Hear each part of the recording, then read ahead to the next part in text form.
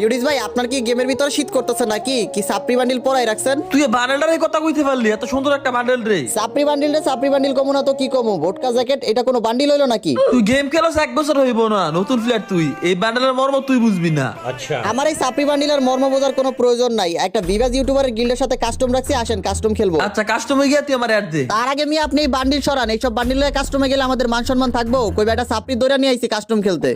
এই বান্ডেলটা সাপ্রি দিব। হাই হ্যাঁ রে। আচ্ছা তুই কাল কাস্টম খেলা রাখছ, তোর অ্যাড দে তো। কেন? আচ্ছা দাঁড়ান আমি অ্যাড দিতেছি। মনিম তোমার প্লেয়ার কি রেডি হইছে?